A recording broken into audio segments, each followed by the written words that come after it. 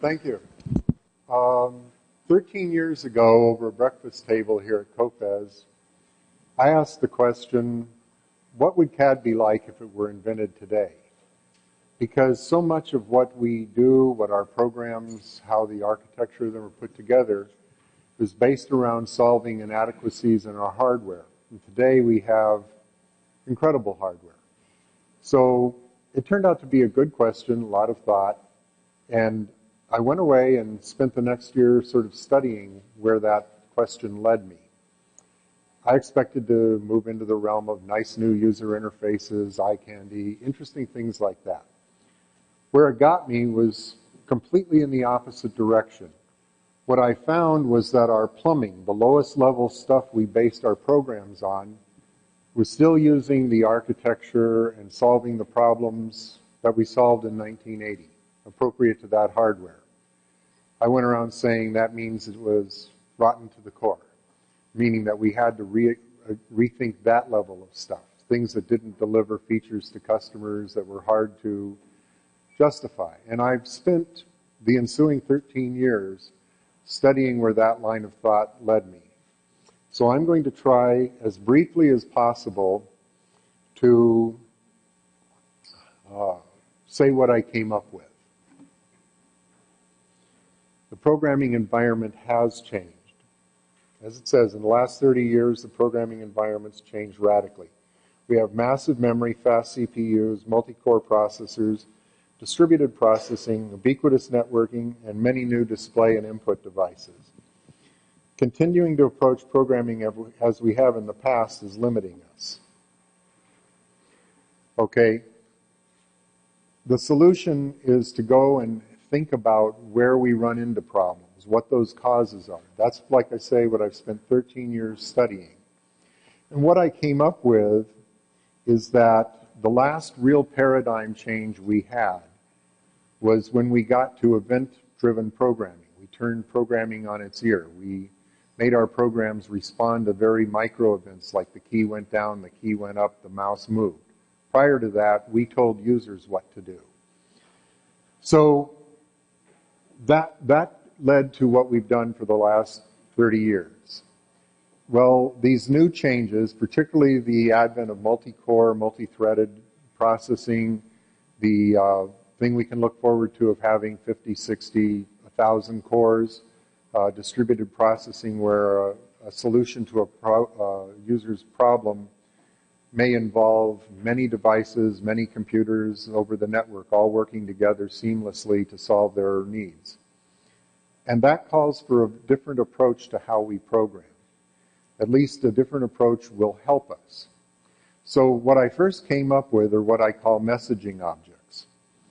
And the key thing about these is that they're extremely encapsulated. We take the first principle of object-oriented programming, encapsulation, and we carry it to extremes. We get crazy about it.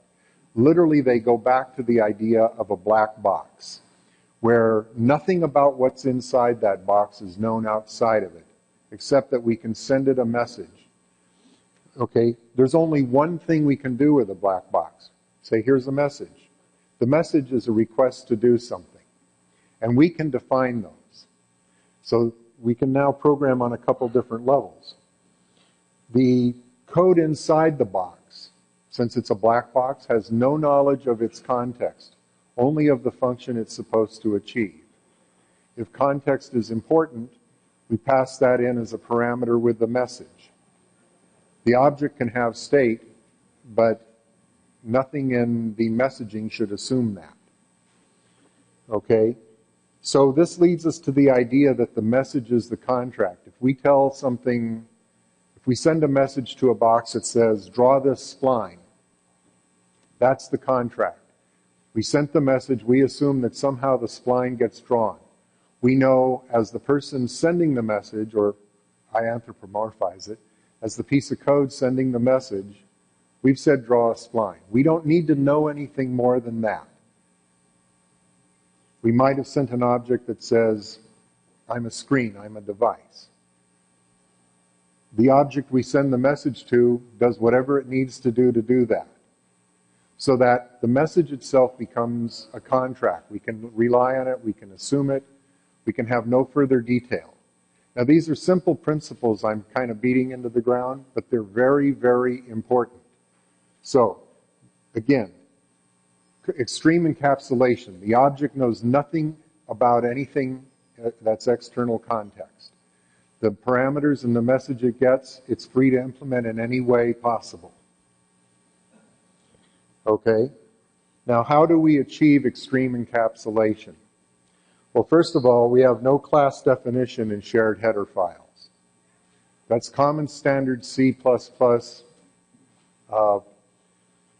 practice, best practices, whatever you want to call them. And it's one of the first things I'm saying we want to get rid of. We might have a header file that has a class definition in it that we share among other code if we split 3 or 4 modules to implement the same object for a more complex object, perhaps like a renderer. But anything that's going to send the message to achieve the functions doesn't see that. That's crucial. It's what it doesn't see that actually gives the power. In its place, we have an interface file, which is just like a header file in the sense that every message is like defining a function of an object. It lists its parameters, and it allows the compiler to type check all your variables. So we're back to something that looks much like traditional code when we call it. This is a collection of inline functions. So what actually gets generated is exactly the same as if you'd have called it without that extra protection, that extra compiler checking.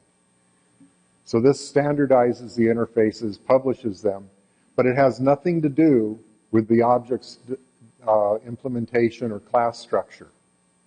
It just defines how you're going to communicate with it.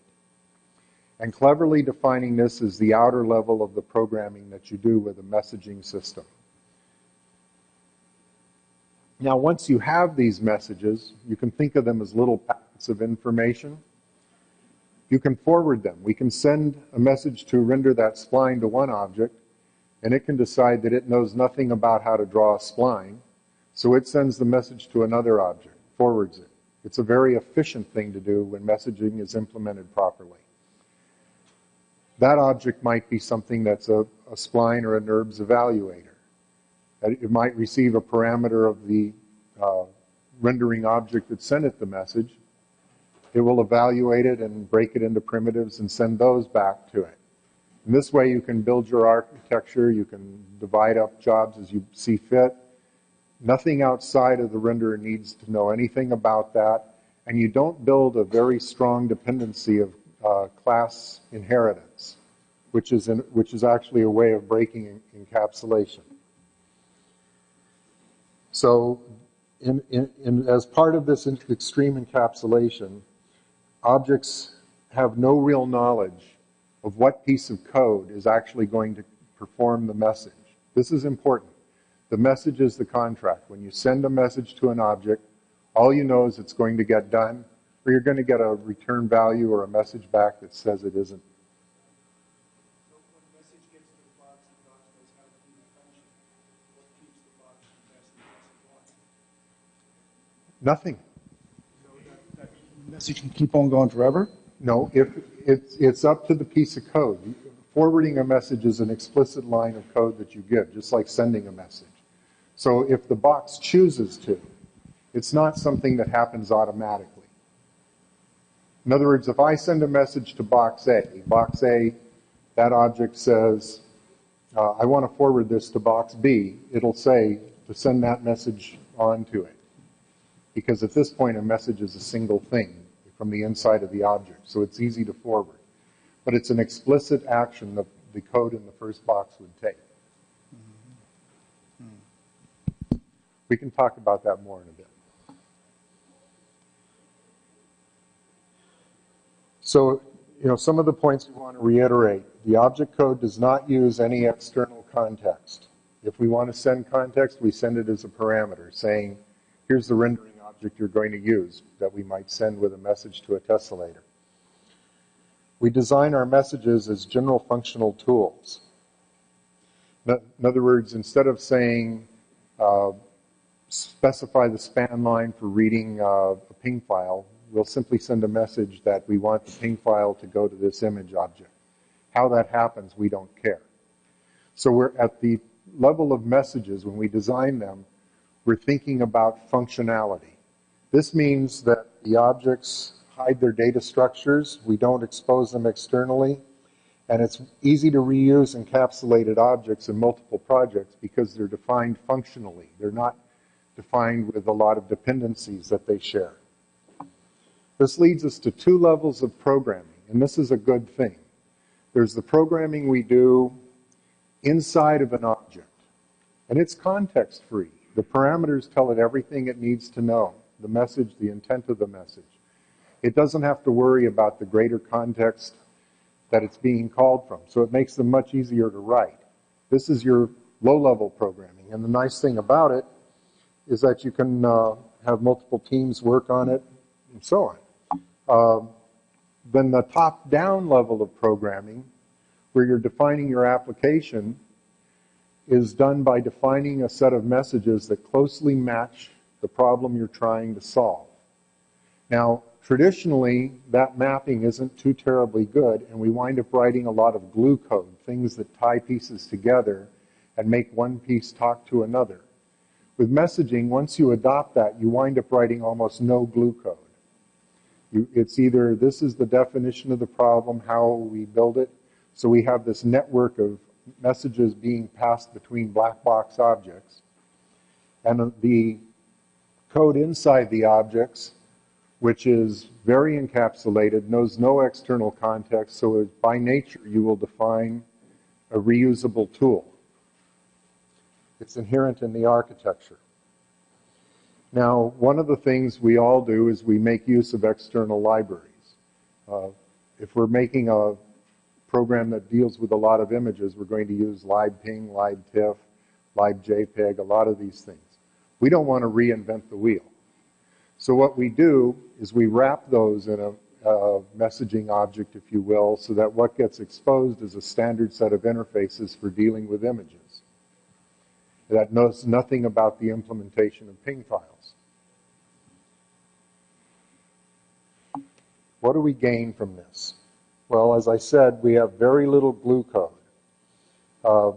All objects have a messaging interface. That means we know how to send a message to every single messaging object there is. There's only that one way to talk to it.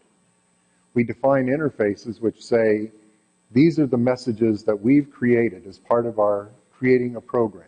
And we build up a library of these, because almost everything we write with it becomes a reusable tool that takes no effort to refactor and use elsewhere.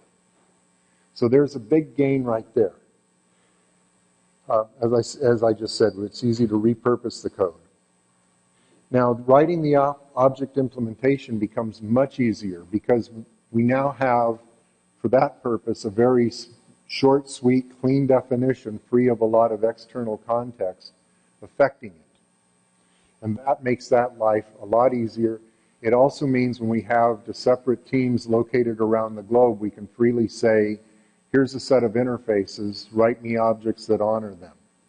And we can send these to different teams, have them work on them. Because it's encapsulated, their work is encapsulated. Because it's context-free, they don't have to worry about how to get along with everything else. Okay? That is a real gain. That's a big management problem where you don't have to have as many meetings, as much interpersonal communication. Brings us back to that problem of the mythical man month, where when you throw too many people at a problem, you waste your time in communication. So the stuff of writing these actual objects becomes much easier to separate and spread around. So when I approach writing a program in this way, the first thing I'm doing is I'm defining a structure of messaging objects. Okay, I'm defining my approach, if you will. I can write stub objects, very simple things that will later grow into my finished product. Too often our prototypes have had to be discarded when we go back to write the real one. The nice thing about this approach is it can evolve into a complete finished product. We take our simple stub objects and we re-implement them but our major logic has been being proved out. We literally grow right into a real product. Some of the architectural possibilities, the things that we can do with messaging objects that we couldn't do, at least not very easily, when we didn't use a messaging approach, we now have new tools. We can have message queues where we take a message, since you can think of it like an internet packet, a little chunk of data that represents what we want done, and save them up for later execution. We can take that message and broadcast it to multiple objects or a list of objects if we want. We don't have to reformat and put a new line of code in for every object we want to send it to. One of the most exciting things we can do is we can handle all our threading by using messaging objects, and I'll get into that in more detail in a minute. And as I alluded to earlier, there's a very easy evolution from stub or simple prototype implementations to a robust product. We don't need to throw our prototypes away anymore.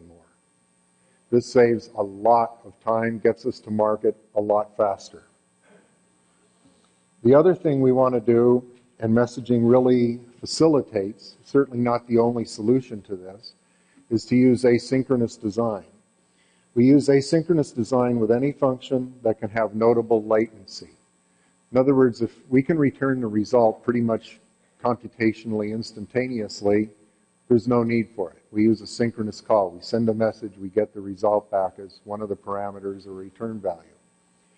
But if it can take time, if it depends on the user certainly, if it has to go out over the web, if it might try and fail, or perhaps the best example of all, we want to go ask people for something that they may get around to telling us, or a group of people on the internet might come up with, like crowdsourcing, 15, 20 minutes later, we don't want to hang our program up on it. We just want to start building those kind of capabilities in.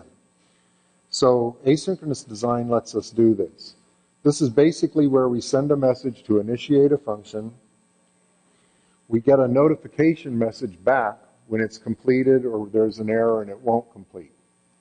When I say get it back, we don't have to get it back like a return value to the same object. We can specify that a different object gets notified. Okay? So this gives us some more design flexibility.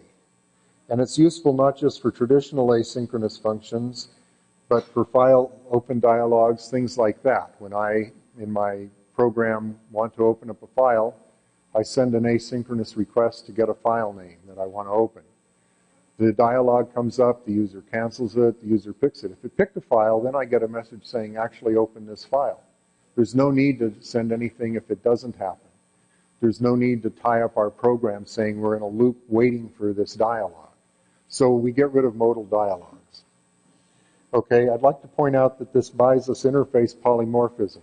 Instead of saying we can have classes that inherit from each other, any object that implements a given interface, a given collection of messages that we design, essentially is polymorphic over that interface. So an object might implement 4 or 5 messages. They don't have to be in the same class tree as they do with traditional multiple inheritance. Okay, the object can forward selected messages to helper objects, and this eliminates the fragile base class problem C++ is plagued with. In other words, code written as a plug-in to one version of a product has to be recompiled when you want it to work with a new version of a product. That no longer is true. I've absolutely tested that I can run code compiled with one version of a compiler against an object compiled with another one. So it gets us around this. We can also send messages over the internet. Okay, traditional threading, the one that everybody talks about as being a nightmare, basically uses operating system constructs to implement fork and join thread functionality. This is where we take a problem, split it among many threads, that's the forking, joining where we want all of those to complete before we go on to the next step. And mutexes, mutual exclusion gates that basically say, don't touch this data, somebody else is looking at it or depending on it. And these are high time and OS and operating system resource costs, okay? And they tend to create a very rigid structure for how we approach the problem. They're good for highly parallelizable problems. They're very poor for the kind of typical user interface-oriented things that we see in CAD, because it's hard to bust these what have been considered sequential sequential logic into parallelizable tasks. When we've written everything asynchronously using message interface, it becomes a fairly trivial thing to thread. So using this, the way we do it with threading is that we make a message queue for every thread we want to use. Think of it as a queue for every core. If we throw 5 messages into the queue, they're guaranteed to complete one after the other without overlap. If we have 5 thread queues and we throw messages into each of them, they will inherently run in parallel. How we do a join operation, where we say, wait until all of these things have happened, is that at the end of each process performed by a thread, we send a message back to the calling thread through its thread queue to whatever object is interested in it. Again, a notification object or the original caller. That's saying that particular thread function is completed. It does a simple count. If it's split into 5 pieces and it needs 5 things done before it's finished, it waits. When it's got all 5 of them, it sends a message to instigate the next chain of events. And so what we get out of this is essentially we're using no OS resources for threading. We're doing forks and joins and mutual exclusions. We have essentially lock-free threading throughout the program. This makes a tremendous difference in CPU utilization in a multi-core environment. We take problems that typically are running 10 or 20% core utilization, and if our programs provide for the ability to overlap enough, we can hit 100% core utilization and really make the fans run. Okay? 20 minutes, 39 seconds. I came pretty close. I invite you to give me questions now. Yep. It sounds a little bit join. It sounds a little bit like data. Like what? Data join. Hello. There's a similarity. Basically, a join is simply a way of saying that all the return messages are in. And when they are, we fire off something to continue on. Until then, we wait. So if we had 5 things that we forked and they all have to be done before we do the next step, each of them sends us a message back. When we've got a message from all of them, we know we can go forward. And so that's how we handle the join in a lock-free environment. So the primary functions that we do in threading, we do without threading libraries, without locks. All of the threading magic is embedded in the thread queue. Basically, if there are any messages in the thread queue, the message is sent to that object, but it's sent to it in the context of that particular thread. When it finishes a message, it looks, are there more messages in the queue? It runs the queue. When there's nothing left in the queue, it suspends that thread until it receives more messages. So there's one object in the entire system that really needs to be thread aware. Everything else is more the logic of using threads. And it's eliminated a tremendous amount of current grief. And it gives us a chance to really increase the use of threading. For example, with a program written completely in this manner, you can sit back after a piece of code is running and say, would it benefit if this ran in a background thread? Making that test, changing the program to do that, is a matter of minutes. I have personally conducted such tests in less than 5 minutes, switched something to threading and found out if it really benefited. With traditional threading, that is just absolutely insanely not possible.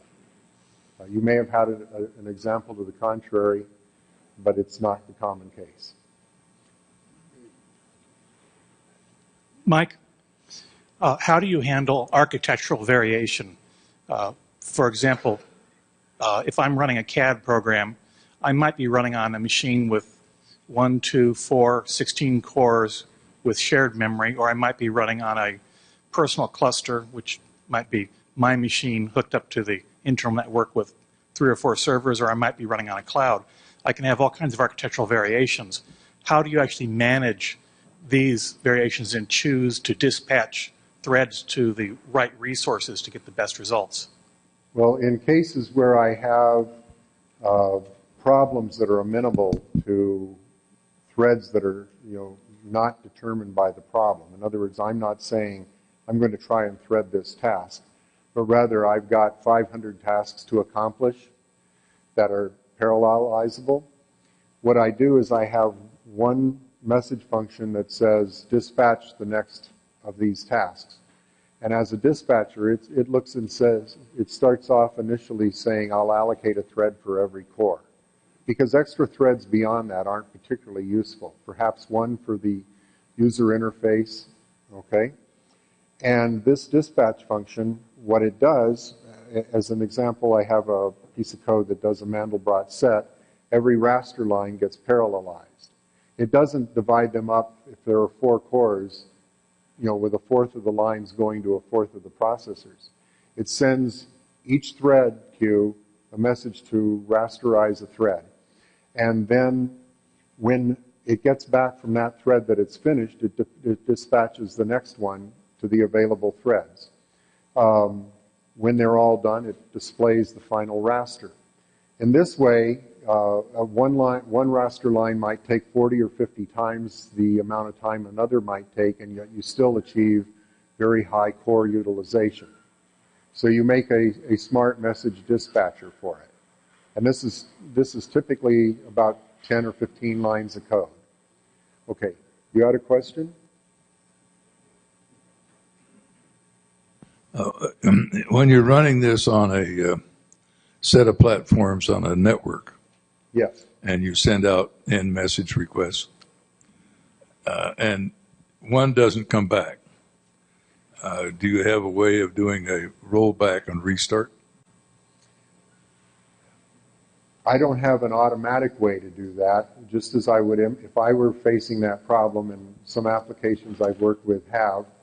I keep track of what is out there, what is still pending. Okay, one of the things I can do is I can pull the message queue, or I can look at what messages are sent that haven't returned. So I build that kind of redundancy and error handling into the message dispatcher. Okay.